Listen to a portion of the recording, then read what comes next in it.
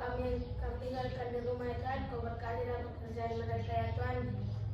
Apapun pekerjaan tangan mereka ya Tuhan, Kau berikanlah kami kebenaran untuk belajar coding ini ya Tuhan. Amin. Tuhan aku melalui perantara Yesus Kristus supaya berdoa. Amin. Amin. Oke, ini subjek dulu ya. Arga, Hadir Miss. Arganta, Hadir Miss. Abdeva, Chelsea, Pei, Ariabdi, Hadir Miss. Muhammad Alif, Hadir Miss. Raipina, Hadir Miss. Randy, Hadir Miss. Riani, Hadir Miss. Ricky, Hadir Miss. Tristan. Hadir Miss. Oke, semuanya hadir ya. Sebelum kita belajar, kita ice breaking dulu. Tepuk satu, tepuk dua, tepuk tiga.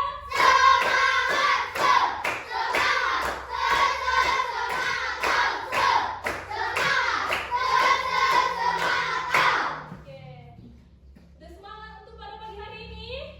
Oke, sekarang kita belajar apa? Coding dan kecerdasan artifisial. Oke. Sebelumnya Miss mau tanya, lihat orang tuanya memasak mie instan. Oke, maju Arga. Cara masak mie instan apa ini? Oke, cara masak mie instan goreng. Bagaimana Arga? Pertama-tama Miss, minyak direbus dulu Miss. Setelah minyak dalam bag Miss, ditiriskanlah Miss. Setelah minyak ditiriskan Miss, dibuatlah bumbu apa Miss. Terus potong cabenya di apa yang digoreng bawang, digoreng telurnya. Baru itu Miss, sudah semuanya Miss. Nah, kembali Miss, baru masukkanlah minyak Miss. Ditambahkanlah juga bumbu-bumbunya Miss. Baru itu dimakan Miss. Tinggal dimakan Miss. Oke, katanya tadi, silakan itu Arga. Mie-nya direbus, baru setelah direbus sudah agak masak, baru ditiriskan, dipotong-potonglah bawang, cabenya, iya kan? Baru kalau yang suka sayur bisa dibuat sayur, bisa tidak, iya kan? Lalu setelah diiris-iris bawangnya, dimasak, ditumis, iya kan? Masukkan cabai, bawang, yang suka sayur buat sayurnya. Baru setelah itu dimasukkan telurnya, iya kan? Baru minyak. Setelah itu diaduk sampai merata, baru dihidangkan, baru dimakan. Oke. Adapun materi kita pada hari ini yaitu tentang berpikir komputasional. Tujuan pembelajaran kita pada hari ini yaitu yang pertama, menjelaskan pengertian berpikir komputasional. Yang kedua, menyebutkan contoh kegiatan sehari-hari yang membutuhkan berpikir komputasional. Dan yang ketiga, menyusun langkah-langkah sederhana secara logis dan terstruktur untuk menyelesaikan masalah. Nanti kita cari tahu apa itu berpikir komputasional. Di sini udah dipaparkan cara berpikir komputasional. Siapa yang bisa membaca? Oke, Alif, buat baca ya Alif. Cara berpikir komputasional, cara menyelesaikan masalah secara sistematis dan logis, seperti cara komputer bekerja, tetapi dilakukan oleh manusia. Oke, katanya cara berpikir komputasional itu cara menyelesaikan masalah. Dalam kehidupan kita sehari-hari ada masalah, iya kan? Bagaimana kita cara menyelesaikannya? Terus secara sistematis dan logis seperti yang dilakukan komputer, tapi ini dilakukan oleh siapa? Manusia. Manusia yang melakukannya, tidak komputer. Nah, berpikir komputasional ini memiliki 4 prinsip berpikir komputasional. Yang pertama katanya apa? Dekomposisi. Yang kedua, Pengenalan pola. yang ketiga, Abstraksi. yang keempat, Berpikir algoritma. iya. Yang pertama kita ulas dulu ya. Oke, yang pertama itu dekomposisi. Apa itu dekomposisi? Siapa yang bisa membacakan itu? Oke, Oke, silakan. Ustaz. Dekomposisi adalah memecah masalah besar menjadi bagian-bagian kecil agar lebih mudah ditangani. Oke, silakan dulu. Dekomposisi itu katanya memecahkan masalah besar menjadi bagian kecil iya, dan mudah ditangani. Tangani. Contohnya itu mau masak nasi goreng. Ada di sini yang nggak tahu cara masak nasi goreng kan? Bisanya kita masak nasi goreng asal-asalan, tapi rasanya bagaimana? Tidak enak. Iya. Tapi ketika kita memasak nasi goreng dengan langkah-langkah yang benar, hasilnya bakalan bagaimana? Enak. Iya.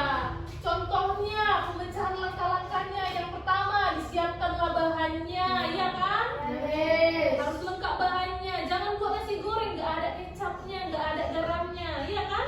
Baru setelah itu diapain? Diiris bumbunya. Setelah diiris bumbunya, baru ditumis. Baru dicampurlah nasinya, diberilah telurnya, ya kan? Baru dibuatlah garam, penyedapnya. Yang suka pakai penyedap, baru kecap. Jadi cara memasak nasi goreng ini adalah suatu masalah yang harus diapakan? Pecahkan. Jadi apa? Bagian Kecil. Oke. Seperti itulah contohnya dekomposisi. Yang kedua tadi apa? Pengenalan pola. Oke, siapa yang bisa membacakan pengenalan pola? Oke, Riani. Pengenalan pola menemukan pola atau kemiripan dari masalah yang pernah terjadi. Iya, pengenalan pola adalah menemukan pola atau kemiripan dari masalah yang pernah terjadi. Contohnya itu, setiap kali hujan deras, selokan meluap. Jadi polanya itu bagaimana? Air tak tertampung karena sampah. Iya. Apa penyebabnya, ya kan? Kenapa di selokan itu airnya meluap? Karena apa? Air tak tertampung karena sampah. Iya, airnya nggak tertampung, tersumbat, ya kan? Karena apa? Karena sampah. Oke, selanjutnya abstraksi. Apa itu abstraksi? Siapa yang bisa membacakan? Oke, Ricky. Abstraksi adalah mengabaikan hal yang tidak penting dan fokus pada inti masalah. Iya, abstraksi itu katanya mengabaikan hal yang tidak penting dan fokus pada inti masalah. Contohnya, saat belajar untuk ujian, kamu hanya fokus pada poin-poin penting, bukan semua isi buku. Kalian pernah disuruh kalau kita mau ujian dikasih kisi-kisi? Iya, Ya kan? Contohnya kalian mau ujian, nanti dibaca ini anak, materinya dari sini. Poin-poin pentingnya aja. Gak usah kau baca semua buku ini, isi buku ini. Gak usah baca semua. Tapi yang disampaikan, contohnya, nanti ujian kita 10 soal yang keluar materi ini. Jadi setiap materi yang disebut itulah yang kalian pelajari, yang diulang-ulang. Karena soalnya yang keluar itu kisi-kisi yang Miss berikan. Itulah namanya apa? Abstraksi. Yang penting-pentingnya saja. Kalau yang nggak penting abaikan saja, ya. Yang keempat, apa itu? Berpikir algoritmik. Iya, berpikir algoritmik. Siapa yang bisa membaca? Oke, Chelsea dulu. Chelsea. Berdiri Chelsea. Berpikir algoritmik menyusun langkah-langkah sistematis untuk menyelesaikan masalah. Iya. Berpikir algoritmik, yaitu menyusun langkah-langkah sistematis untuk menyelesaikan masalah. Contohnya itu cara mengunci rumah. Kalau kita mengunci rumah, yang pertama-tama apa yang kita lakukan? Matikan lampu. Ya, matikan dulu lampu, baru Tutup pintu. ya, baru Kunci pintu. setelah dikunci, Cek ulang. baru setelah itu Berangkat. oke, selanjutnya Miss akan beri satu video penjelasan tentang berpikir komputasional supaya kalian lebih paham, oke? Diperhatikan ya. Pengenalan computational thinking. Hai teman PC, coba tebak apa artinya computational thinking atau berpikir komputasional? Adakah yang berkata jeli dan melihat kata komputasional di sini? Jadi, mungkin ada hubungannya dengan komputer ya? Iya, betul sekali. Jempol dokternya yang sudah menebak dengan benar. Berpikir komputasional adalah proses berpikir untuk menyelesaikan masalah dengan efektif dan efisien. Dalam ilmu komputer, proses berpikir ini dilakukan sebelum mulai menulis coding atau pemrograman. Ada 4 prinsip tadi kan? Maka coding yang ditulis akan sesuai dengan kebutuhan dan dapat diselesaikan dengan cepat dan tepat. Tapi ternyata berpikir komputasional juga bisa dilakukan tanpa komputer dan tanpa internet loh. Malah sebenarnya kita pun sudah menerapkannya dalam kehidupan sehari-hari, mulai dari menyusun diri, mencatat tugas pelajaran, hingga menyiapkan tas untuk sekolah besok. Wah, kalau kita sudah bisa menerapkannya setiap hari, berarti kita semua sudah mahir dong. Belum tentu. Contoh-contoh tadi kan menerapkan berpikir komputasional pada masalah yang sederhana. Masih banyak nih masalah yang lebih kompleks, seperti misalnya mengatur keuangan bulanan, apa yang harus dilakukan kalau kamu tersesat di tempat baru, hingga memilih jurusan dan karir. Lalu yang lebih penting lagi, ketika kamu dewasa nanti, kamu akan menghadapi era industri 4 dan bahkan 5. Di sini kamu perlu kecakapan untuk memanfaatkan dunia digital, mulai dari mencari dan memilah informasi yang kamu perlukan, hingga menggunakan informasi itu untuk membuat keputusan penting dalam hidupmu. Menghadapi masalah kompleks kehidupan di masa sekarang dan masa depan ini mirip seperti merencanakan coding yang sudah dibahas sebelumnya. Kuncinya adalah memahami masalah yang tuntas dan mencari cara menyelesaikan yang efektif dan efisien. Nah, kalau begitu, bagaimana Anda tidak bisa berpikir komputasional? Sekarang kita bahas ya, mana dasar dari berpikir komputasional. Yang pertama, dekomposisi. Dekomposisi artinya membagi masalah kompleks ke bagian yang lebih kecil agar mudah diselesaikan, keamanan, dan lainnya. Yang kedua, pengenalan pola. Artinya mencari kesamaan dan pola di antara bagian-bagian masalah kompleks yang sudah dibincang. Misalnya, kamu sedang melipat dan tiba jemuran di rumah, maka kamu perlu bisa mengenali jemuran milik ayah, ibu, kamu, adik, dan milik bersama seperti spray, handuk, dan lainnya. Ini karena jemuran-jemuran itu perlu disimpan di tempat yang berbeda. Yang ketiga, abstraksi. Artinya fokus pada informasi yang penting saja, mengabaikan detail yang tidak diperlukan. Misalnya, kamu tidak menceritakan pengalamanmu berwisata ke luar kota. Jadinya kamu mengalami banyak hal dan mulai menambah di bus, berfoto bersama, makan di restoran, menginap di hotel, hingga perjalanan pulang. Nanti nggak mungkin kan kamu ceritakan semua kejadian dengan detail pada teman-temanmu. Pasti mereka bosan kalau kelamaan. Jadi kamu harus mencari beberapa kejadian yang menarik saja untuk diceritakan pada teman. Yang terakhir, algoritma.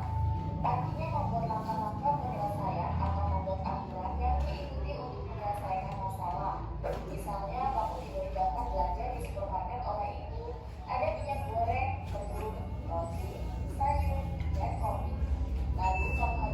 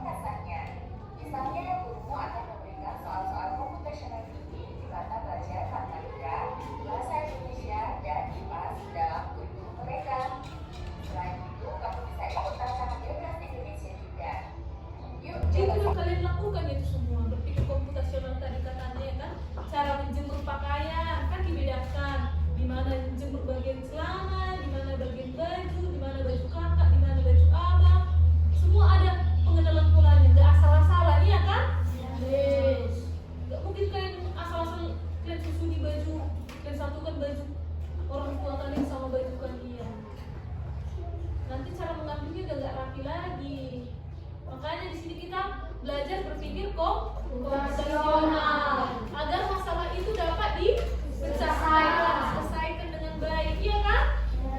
Nah, di sini Miss ada tugas. Miss kan udah bagi kelompoknya kan? Oke.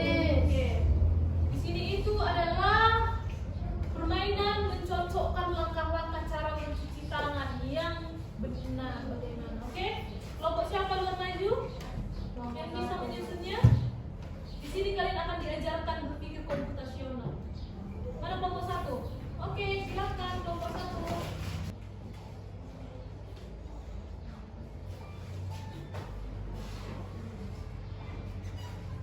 Oke, masih ada yang salah kan? Iya, berapa salahnya? 2. Berarti kurang benar. Caranya kurang benar, kurang tepat. Oke, maju kelompok 2.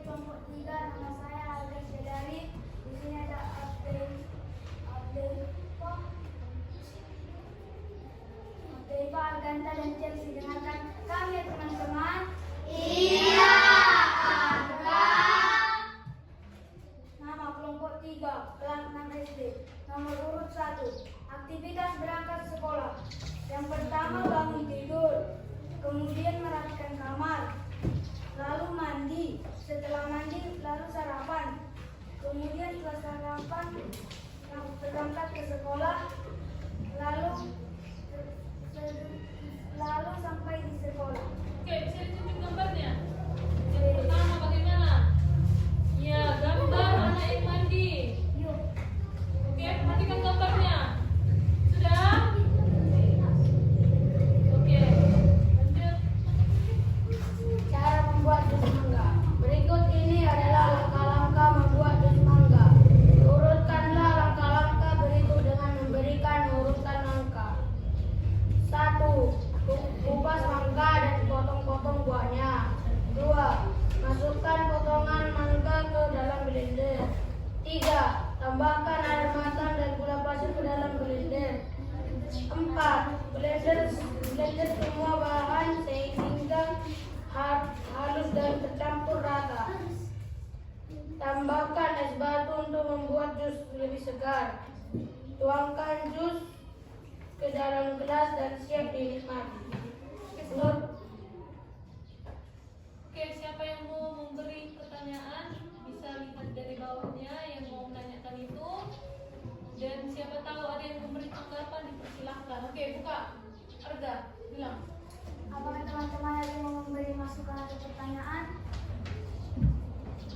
Oke, silahkan. Apa yang terjadi Silahkan berdiri. jika cara membuat jus mangga dilakukan dengan asal-asalan? Oke, yuk. Ada lagi? Sudah tahu kalian pertanyaannya? Sudah. Siapa ingin bertanya lagi? Silakan Hari. Apa yang terjadi jika aktivitas berangkat sekolah tidak diurutkan dengan baik? Iya. Bagaimana jika aktivitas berangkat sekolah tidak dilakukan dengan baik? Apa yang akan terjadi? Oke. Silakan Arga. Kemungkinan yang terjadi jika Tunggu. Baiklah, kami akan mencoba menjawab. baiklah kami akan mencoba menjawab pertanyaan dari kalian. Siapa dulu? Yang pertama dari kelompok 2. Jangan kalian, dari teman-teman. Dari teman-teman. Yang pertama, kalau aktivitas berangkat sekolah tidak diurutkan dengan baik, adalah kemungkinan yang terjadi adalah kita akan lebih lama berangkat ke sekolah dan kemungkinan akan terlambat. Setuju kau itu dengan jawabannya? Setuju. Lanjut. Pertanyaan kedua. Siapa yang menjawab? Jangan siarga lagi. Baik. Jika cara pembuatan jus mangga dilakukan asal-asalan, maka jus mangga tersebut tidak terlalu enak atau tidak terlalu enak saat dinikmati. Iya. Kalau asal-asalan dibuat rasanya kurang, ya kan? Yes. Oke, tutup keluarga. Sekian dari kami kelompok 3 dengan presentasinya. Terima kasih sudah mendengarkan kami teman-teman. Iya, Arga. Oke,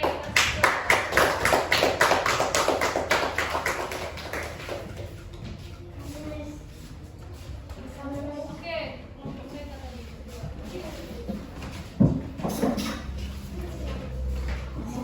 Pelan-pelan.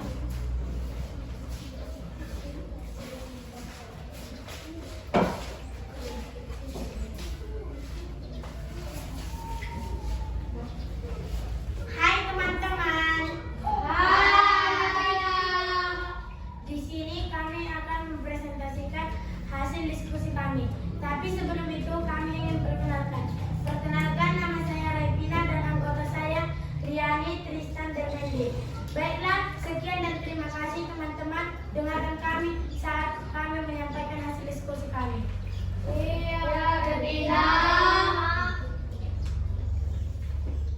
Cara membuat jus mangga. Berikut ini adalah langkah-langkah membuat jus mangga.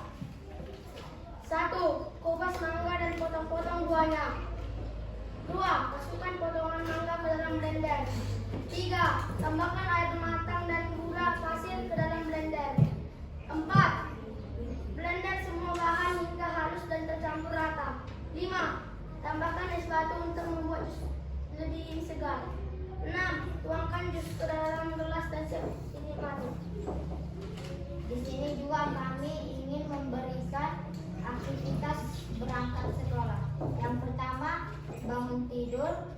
kedua merapikan kamar, yang ketiga mandi, yang keempat sarapan, yang kelima pergi ke sekolah, dan yang terakhir sampai di sekolah. Apakah teman-teman ada yang memberikan pertanyaan? Apa ada yang memberikan saran atau pertanyaan? Oke, ada? Oke, ada. Apa yang terjadi jika cara membuat jus mangga menambahkan air gula pasir ke dalam blender itu kebanyakan? Iya, apa yang akan terjadi jika mangganya sedikit tapi airnya banyak, iya kan? Dan gulanya banyak. Apa yang akan terjadi? Oke, selanjutnya siapa yang ingin bertanya? Oke, silakan Alif. Oke, kasih plus.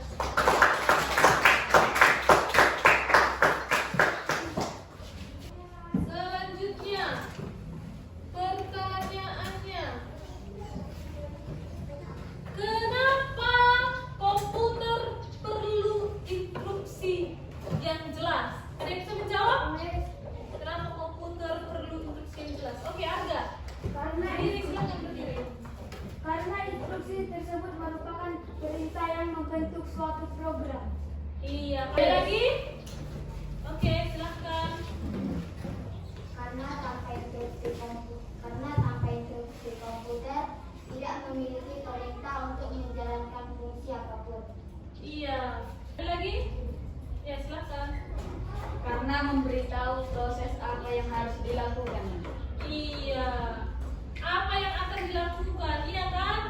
Oke, selanjutnya. Apa manfaat berpikir teratur? Ada yang bisa menjawab? Oke, silakan Rey, berdiri Rey. Apa? Manfaat dari berpikir teratur adalah pekerjaan lebih mudah dan tidak memakan waktu yang banyak. Iya. Pekerjaan lebih mudah.